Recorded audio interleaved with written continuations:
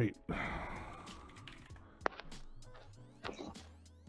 So, this is episode 79 of the HoopSmack podcast. I'm your host tonight, Chris Willis, and with me we got Dante Peterson. What up, world? Aaron Fong. What's up? And the return of SV. What's going on, man? What up? It's been a minute. Yeah. So, newborn life. Yeah. So tonight, Warriors, they closed it out with the sweep.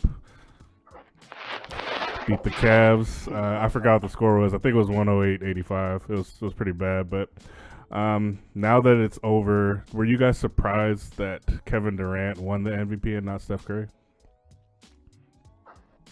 No. No.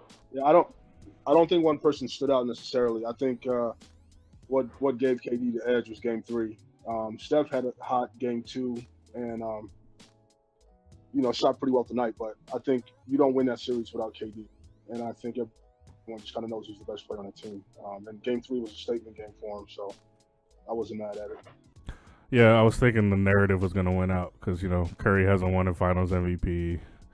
He had the very good games 1 and 2, so I figured it was his award to lose. But yeah, I think you're right that Game 3 swung the momentum to KD's favor. But I just figured with Steph putting up 37 points tonight, I think it was. I figured they were going to swing it his way. But it's funny. I'm looking on Twitter and people are trying to think that this is going to cause some type of rift, like this will bring down the Warriors.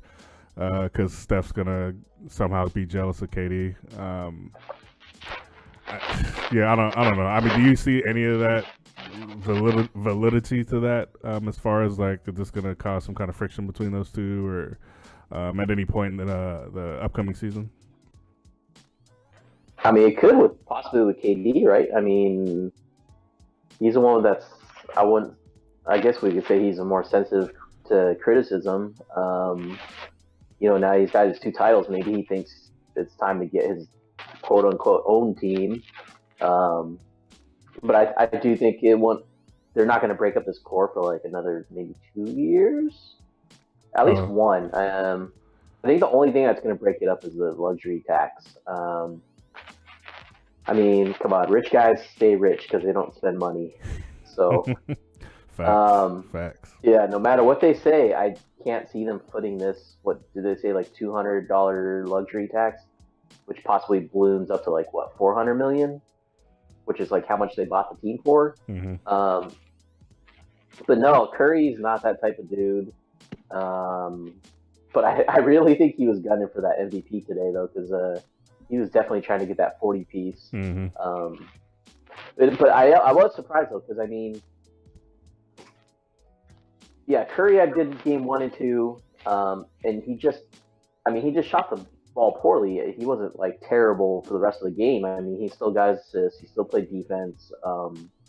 He's still causing the gravity on defense because I mean they're still edging and trapping him, and they're still getting so many wide open layups. But I think KD's defining moment with that pull up 3 pretty much sealed it then and there. Wow. All right. Yeah, I mean, I think everything's been said about this Warriors team. They're definitely a dynasty. 3 championships in the last 4 years at this point. I mean, is there anything else before we get to this guy? Before we get to, what happens with LeBron James here now that his Cavaliers have been swept. I guess this is the second time now in his tenure. Anything else you guys want to talk about with the Warriors before we get on to LeBron?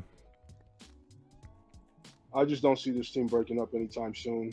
Everything that they put out seems to say that they're willing to sacrifice money and for the overall good of the team and keeping the team together. Even Clay, I think a few weeks ago, said he's willing to take less money to stay when his time's up.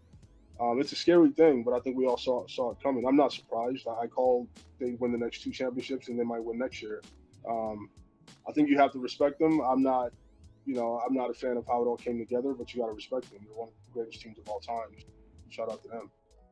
So you're pretty much not a fan of the KD decision then? Because, I mean, the rest of it, they built it from the draft and, just bringing those guys up. So and it's not me being upset at KD from the standpoint that he can't make a free agency decision. It's just, I mean, look at what it's done, and I mean, it's just fun. I mean, you know who's going to win a championship year in and year out. I'd rather see the best players compete against each other. I wanted him to go to Boston, and I know that was the next team in line that lost out. I just like seeing the top players on different squads go against each other. And when Bron went to Miami, I gave him hell for it too.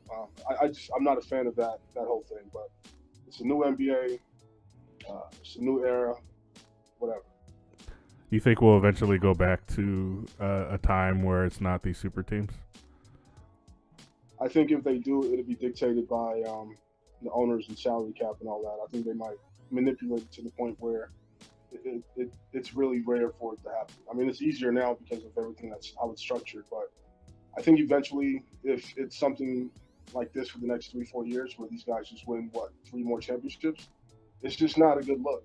I mean, it's shout out to them and how they built the organization, but you know who's winning the championship year in and year out. There's no competition, so we'll see. They almost lost to Houston, though. They weren't going to lose that. I think we all. They would have lost if Chris Paul played. They would have lost. Yeah, 3-2. I don't even think so. I'm not a believer in that. There's not once that I say, oh, I think he's. So going back to the Clay, I think I've heard somewhere that if he's gonna sacrifice, he's given up, I think 80. I don't know if those numbers are right, but they said 86 million. Oof. He's not. That's a lot.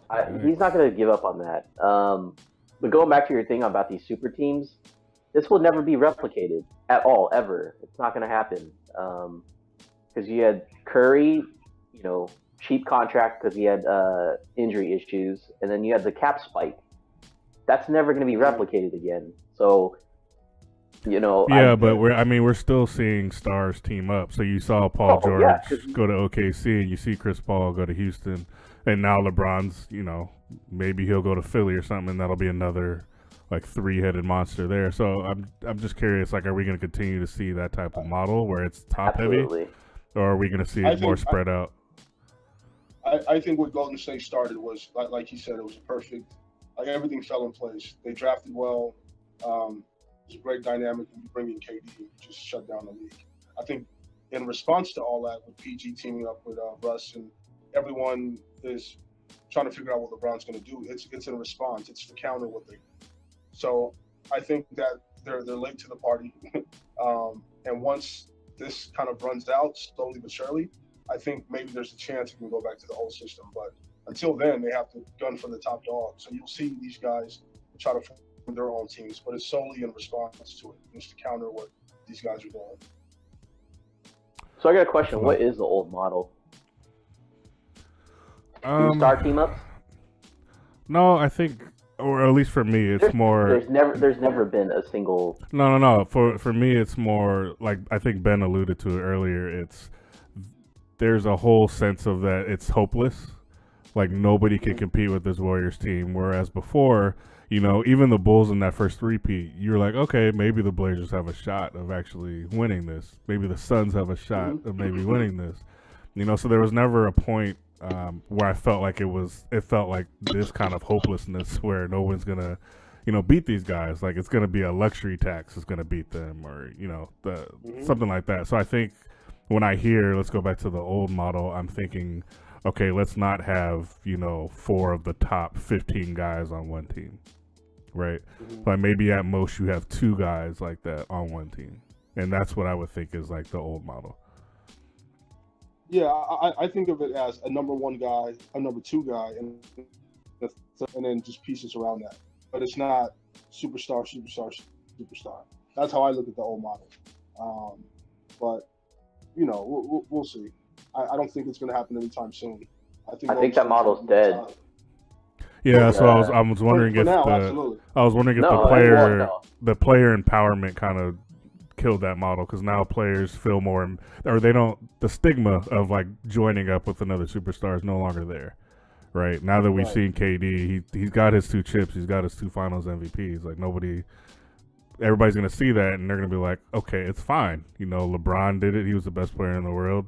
KD did it. He's the second best player in the world. Like, why can't I do that? So, I think in that respect, yeah, then the old model's probably dead because people are the whole conversation about rings and how it dictates how we see players' legacy. Like that's the driving force on these guys. Like, let me get my rings, and then after that, they can do like the extracurricular stuff.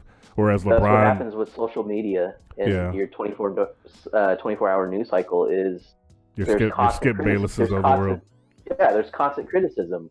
So if you do have two guys like Lowry, DeRozan, all they hear about is you can't trust them. Plain and simple. Everyone on here is saying the same thing.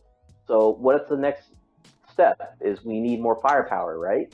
So they're going to go out and get another guy, or like if Paul George is like, okay, they got two guys, in place. I can be the missing piece. So I think the league is just harder now, and it is top heavy. That you see guys, they're not going to just take L's making $100 million, for the Clippers like Blake, and then because you're just going to hear about how he's just terrible, even though that's not true. So I think that model is just dead. I mean, until they try to do like a hard cap, which Adam Silver has brought up. Yeah, but I can't see the players doing that. But I mean, it's hard because some people want to get paid, so there's always going to be that carrot that guys are going to chase, which I don't blame them. I was like, just get your money, but you got to weigh the balance of, do you want to win or do you want to collect checks? It's hard to find that balance, and KD got that balance that he wanted. Yeah, unfortunately, it tipped the league into this position that we're in now, where nobody feels like they can win. I just want to share something really quick. So I have a coworker who is a little bit older. He watched basketball in the 80s, 90s, an avid fan his whole life. And he was saying he's never in his life seen the way the media kind of is obsessed with rings. And to me, it's a good thing because players want to win championships. I get it.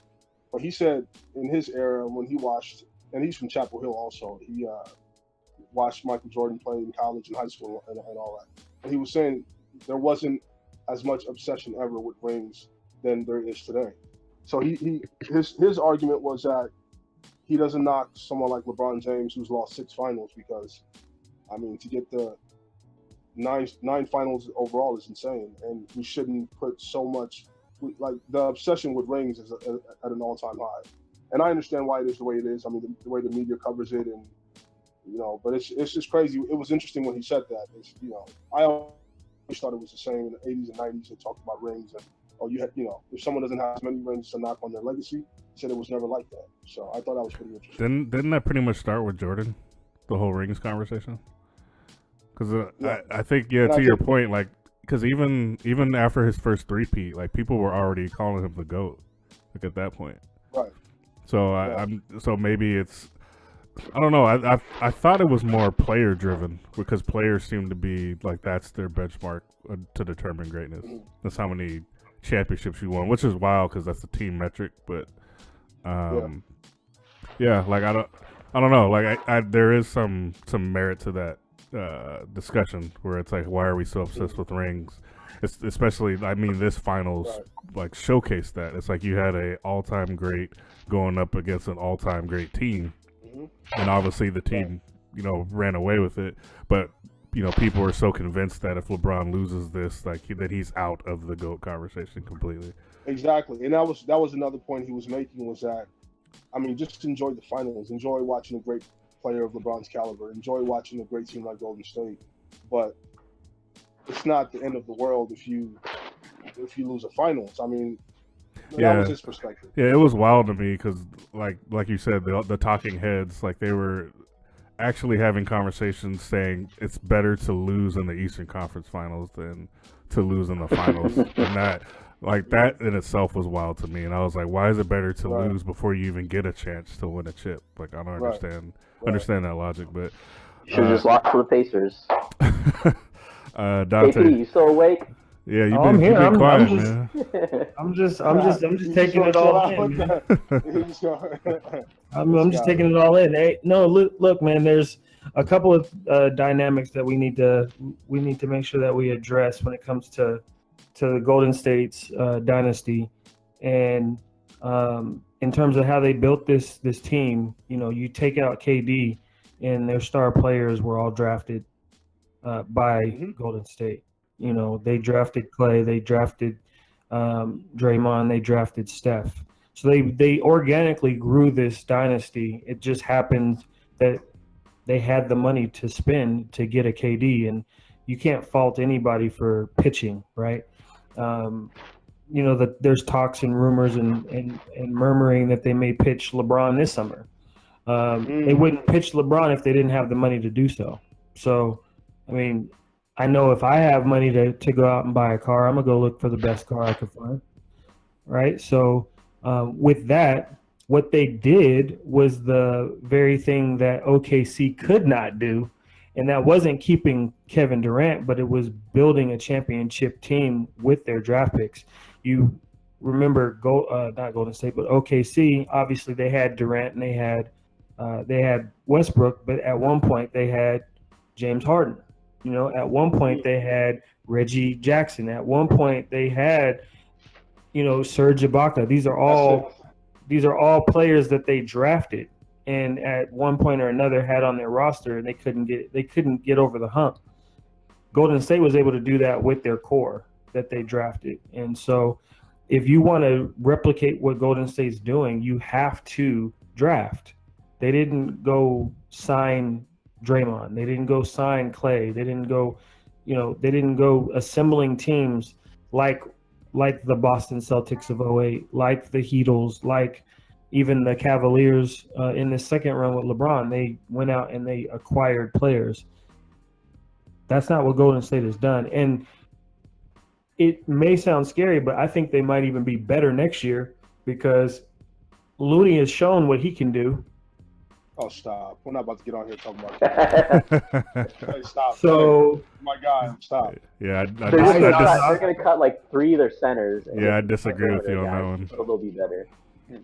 Jordan Bell is better. They're going to have Patrick McCaw back. Quinn Cook is a true backup point guard. This team is probably going to be even better next year, and they don't have to go finding a whole bunch of players to try to join the team. Now, will people be willing to take a discount to join the train that is Golden State? Yeah, I'm sure we'll see some veterans that are, phasing themselves out and would love to, ride off into the sunset with a ring. But as far as trying to duplicate this formula, you don't have to super team it. All the super teams that we've seen, the Chris Paul with James Harden, the Paul George with Russell Westbrook and Carmelo, if you want to throw them in there, teams are trying to do something to dethrone this juggernaut. They just can't do it. And I don't foresee anyone being able to do that anytime soon, even if LeBron does go to Houston. Even if LeBron does go to Willis. There's your segue, Willis. Yeah, it is. So the body language doctor looks like LeBron is out of there. So assuming he's not picking up that player option, I think it's for $35 million that he has left. I mean, he opts to be a free agent. One, where do you think he's going to go? And two, where do you think that team is going to end up? Are they going to end up champions or out in second round? I'll start with you, Mr. SV, since you've been DNP for so long. So the good thing is he's out of there, and no one has ever. I don't think you understand. In the history of being out of there, this man is about to take the cake. Like, he might leave tonight. His bag's already packed. I'm telling you, Maverick and all them guys packed this stuff already. But so here's the thing. I honestly don't know where LeBron's going to go. I don't even have a clue. I think the good thing is he has options, and he has options of good teams to go to. I think San Antonio makes sense from a basketball standpoint. The fact, if you get a healthy Kawhi and him on the same roster, to me that's insane. And Pop would just make it work. He made Patty Mills a solid backup off the bench, and a bunch of other guys. And DeJounte Murray's a great defensive player. I think basketball-wise, that makes a lot of sense. Philly makes sense, but it's also a risk because you don't know if Embiid can be healthy long term. And I also think his style of play doesn't really mesh well with Ben Simmons. Will Ben Simmons ever learn to shoot, even knock down the mid range? Who's going to handle the ball most of the time? Are they going to play together at the same time? What do you do with Markel Fultz? I think Philly makes sense, but it's a huge risk. If he goes to Philly, I would sign a short-term deal. Next, the Lakers. I don't want to see that from a personal standpoint. There's this obsession with LA I just don't understand. And even if Paul George goes to LA with LeBron, they're not beating Golden State. They're not good enough. So I hope he doesn't go there, but I can see it happening. And the last place, it's a wild card, Boston. Just for the hilarious nature of that, I would love for him to go to Boston just to see what happens. It's a great thing that Jaylen Brown and Tatum are still on their rookie deals. Horford's contract is insane, so is Hayward. I don't see anyone taking Hayward's contract. Even in the signing trade with Cleveland, I wouldn't do it if he opts in for the trade. But I think Boston will make a lot of sense. I mean, you put him with Jaylen Brown, Tatum, Kyrie, if it's just for a year, and Brad Stevens, and that could be pretty insane.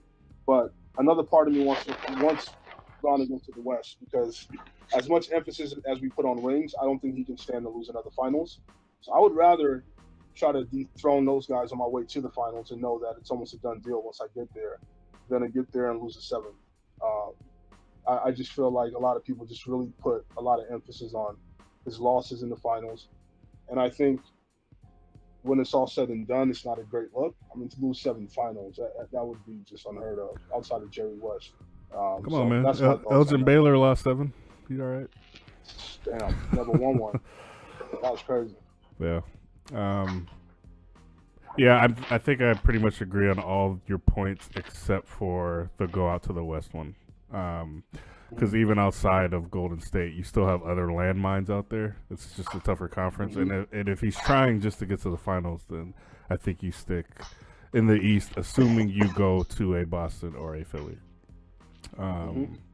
So with that said, just personally, like I said, Boston has a lot of good pieces that I think fit with him. And then the other part to this is that he finally gets a great coach. Like, he hasn't had that one coach where it's like, okay, this is a top 5 coach of this league. So I would love to see what Brad Stevens. Yeah. They finally got him to Spoelstra's play not. power They forward. don't mention him in the top tier though. Like, he's never mentioned with the pops, and Brad Stevens has already gotten that kind of label already. So I think it would be interesting to see what Brad Stevens could do integrating LeBron with that roster. Even with Kyrie on it, I understand he probably would hate that and would demand another trade, which would be hilarious. But I would like to see a Boston. I'd like to see LeBron go to Boston. Fong, I mean, what do you think as far as LeBron's next step? He's definitely out of there. I just think the relationship is just too bad with Dan Gilbert, the owner.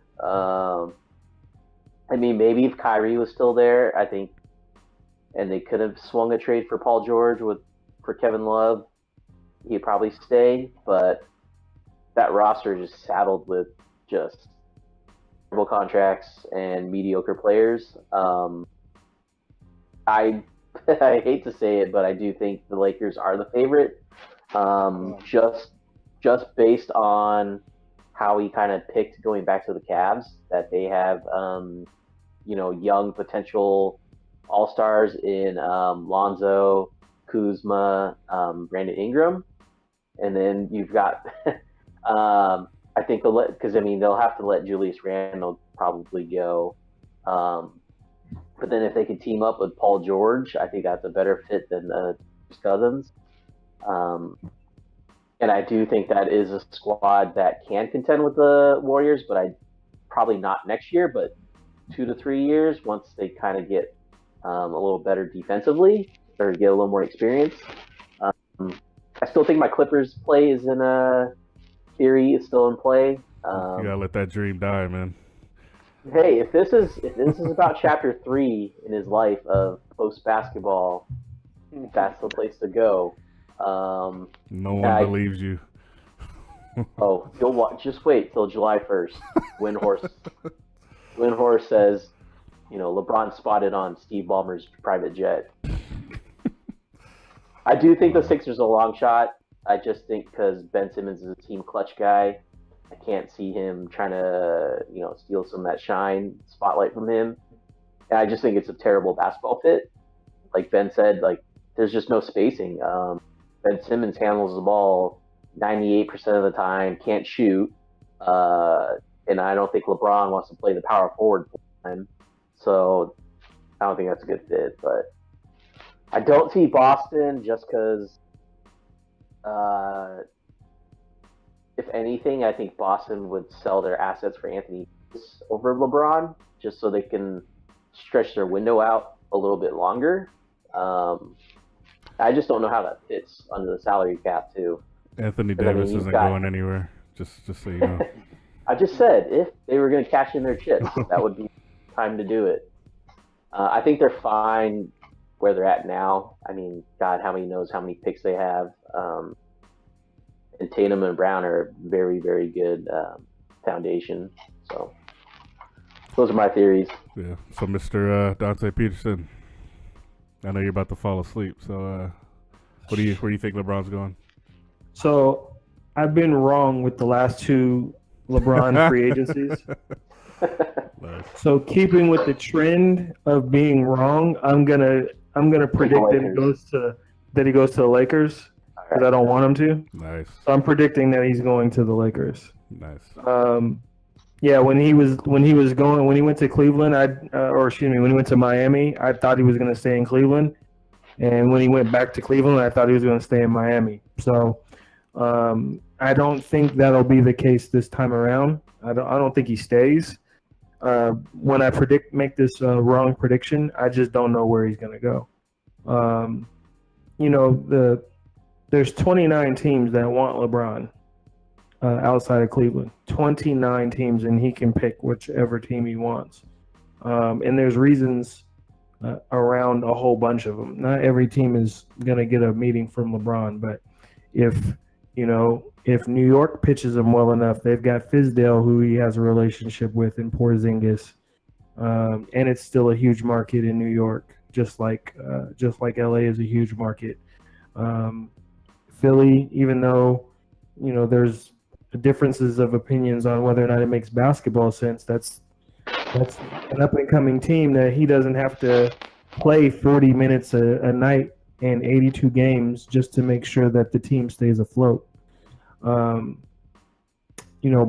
that would be hilarious for him to end up back with Kyrie, but I don't even see Boston as a realistic destination for him. The Clippers could be a destination for him, but it's dependent on who else is coming because he wouldn't just come by himself. So are they going to get Paul George or some other superstar? I know they're gunning to trade for Kawhi or try to make a play to trade for Kawhi in the offseason. So, is that enough to get him to want to come to LA but not play for the Lake Show? I don't know. So this is going to be a fun summer, man. LeBron aside, there's tons of free agents that can definitely stand to benefit from landing in the right spot and compete for a championship. But I mean, it's Dubs and 6 whoever they face next year. So pitch the case on why he would stay in Cleveland. Like, what do you think would make him actually either opt into his player option or sign another short deal with them?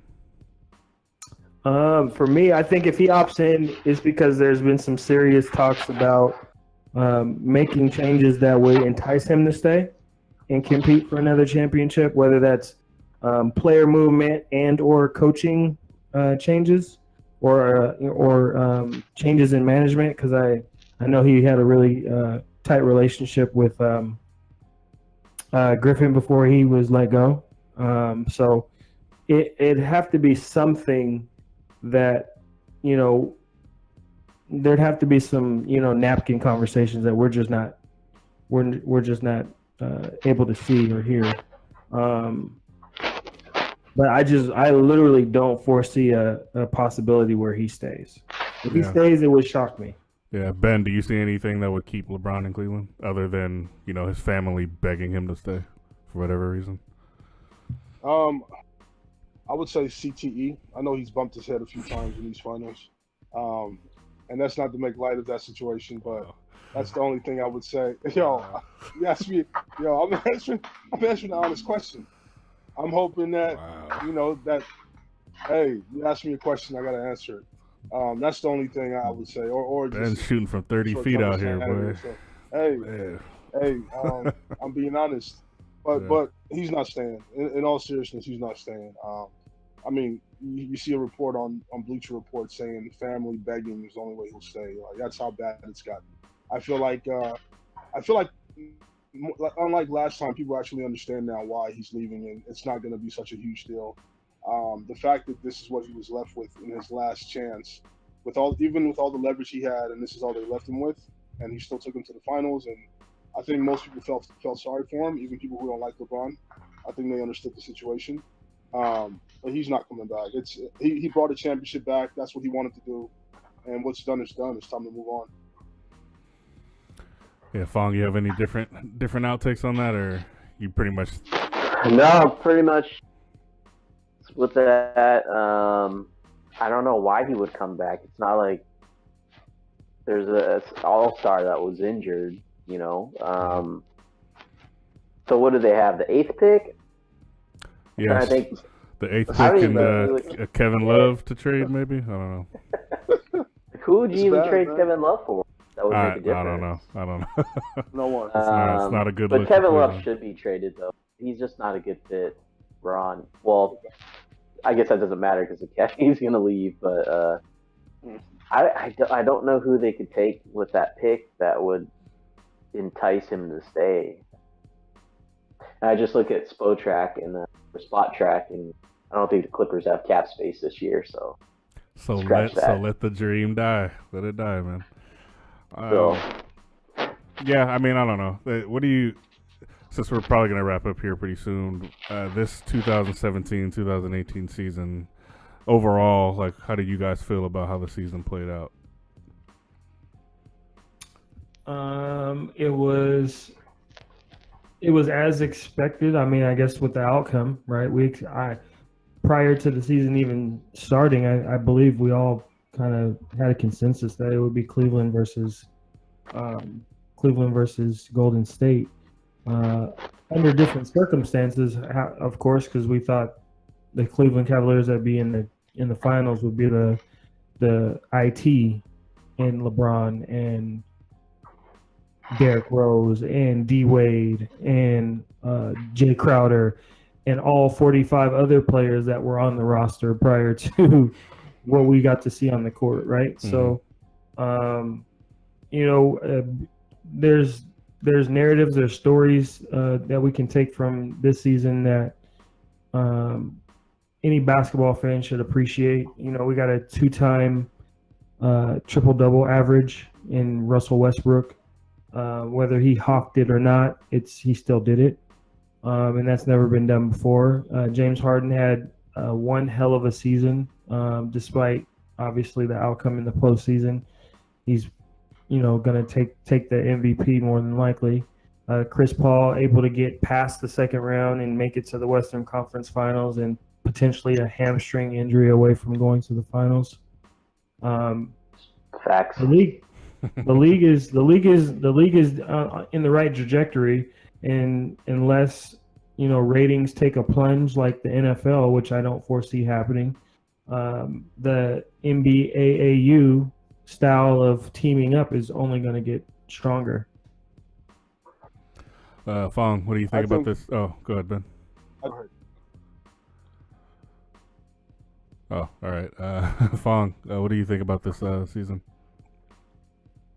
I mean, I'm gonna just say what I always do. It was great, but then again, I'm like, I love basketball at all levels, good or bad, whatever. I mean, I spent a couple Saturdays ago, over 5 hours in a high school gym watching summer league, and we're talking like JV too. But no, I mean, rookie class was great. I mean, Donovan Mitchell, Ben Simmons, Jason Tatum. the sick Tatum. We saw Jaylen Brown take a step towards superstardom. We had all these crazy trades. The Paul George trade, the Kyrie trade. I mean, NBA Twitter. We had burner accounts from GMs. God, what else do we have? I mean, the rise of Giannis. Giannis. We lost Porzingis to ACL tear. Clippers broke up. There's a ton of stuff going on. So for people to say, that the season was dumb or terrible because the Warriors won the championship, I mean, there's a ton of stuff that happened, like funny stuff, good stuff, bad stuff. So I thought it was a success. Like every year, I'm gonna get league pass again next year, and I'm gonna be on Twitter all summer, following NBA Twitter about all these rumors. The draft is coming up. I'm excited to see what happens with Michael Porter Jr. Because I saw him in high school. Mo Bamba, like there's all these 7-footers. We got Luka Doncic. So it's gonna be interesting. I love the NBA, so I'm always gonna say that. All of that was facts, by the way. SV, what do you think? I thought it was dramatic. I thought it was pretty eventful. It was surprising, even starting from training camp before training camp when Kyrie asked for a trade. I mean, I think that kind of came out of nowhere. We knew there was a chance that they could split up at some point, just not this year. So that was, right out the gates, just crazy. And then Gordon Hayward getting hurt. I mean, the storylines just got crazier and crazier. And then even with just me focusing on Boston, even with those injuries, they still made it to the Eastern Conference Finals. A bunch of crazy trades, a bunch of crazy injuries. I mean, a lot of big names went down. DeMarcus went down. Porzingis went down. A lot of first-time All-Stars. I think the rookie class was historic. I didn't really expect them to be this good this fast. No one saw Donovan Mitchell doing what he did this year. So that was pretty. NBA's in good hands, man. And like Fong said, I'm a huge fan. I've been watching since '93, and this is definitely one of the more memorable seasons for a lot of reasons. Didn't turn out how I wanted, but it's still good basketball, man. And I think at the end of the day, we just love watching good basketball. And I think next year will be better. So. Yeah, I think you guys pretty much hit on all the points for this previous season that just wrapped up. We shouldn't let the movie ending, ruin our opinion of what was a pretty eventful season. So you guys said it best, so I'll leave it at that. We will have a upcoming live stream of the NBA draft, which is the 21st, I think, of June. A Thursday, 4 p.m. But we'll be recording live, with each selection. We'll talk about which teams messed up, which teams, got it right, all that good stuff. But we'll be sending out, tweets and all that good stuff, advertising it, and then you can join in on the conversation of that, particular live stream. But I think that's it for tonight. SV, you got any shout-outs? Just appreciate everybody that's still been listening. We appreciate the support. Just shout out to, just everyone that's a huge fan of the NBA. We'll be back next year, and go Sonics. Yeah, for real. Fong, shout outs. Shout out to the Warriors. We did it. Back to back. Oh, come on, man. Come on. No, this sucks though, because now it's just straight baseball. We don't even have the hockey playoffs. No M's. Cheer. Yeah, pretty much. Well, I'm gonna start following the Mariners, and they're gonna just start sucking. This episode's gone completely downhill. So you have to wait for NFL training camp. Yeah, I don't know about NFL. For whatever reason, I'm not excited about it. True. It's getting harder to root for the NFL. Yeah, they keep shooting themselves in the foot. Yeah. But anyway, I don't want to really talk about that. So, Mr. Peterson, shout outs. Shout out to obviously the fans, the listeners, the supporters. I always shout you guys out because without you, there is no us. Shout out to Shout out to SV for getting out of podcast jail. We bailed him out. Just did a 25-year bid. He almost got away with it. Shout out to Miles and Tay in their absence. Yeah, man, and even though the season is officially over, as you could see, we're not going to be watching basketball for another 4 months. Summer League, man. The real season. We're not going to be watching NBA basketball until October. Yeah. We still have the draft, like Chris alluded to. We're going to be live streaming that. It's going to be fun. And the off season is a season within itself, clearly. So with this one coming up, everyone's got their eyes on where LeBron's going. Like I said, there's tons of names out there that they can definitely share shift. And depending on where the chips land, who's to say that it is Dubs in 6, even though I wholeheartedly know it doesn't matter who comes out of the East. It's Dubs in 6 in the finals.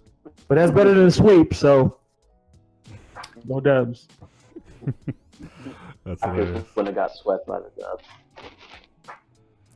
Wow. Anyway, it would at least got one. I don't believe that. I don't deal with what ifs. But anyway, shout out to the listeners. We always appreciate the support. This is episode 79. 78 and 79 should be coming out here pretty soon, but they'll be available on Apple Podcasts and Spotify Podcasts. Just search for HoopSmack.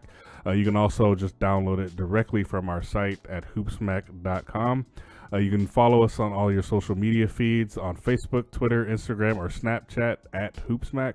But this is Chris Willis. Peace. Yeah.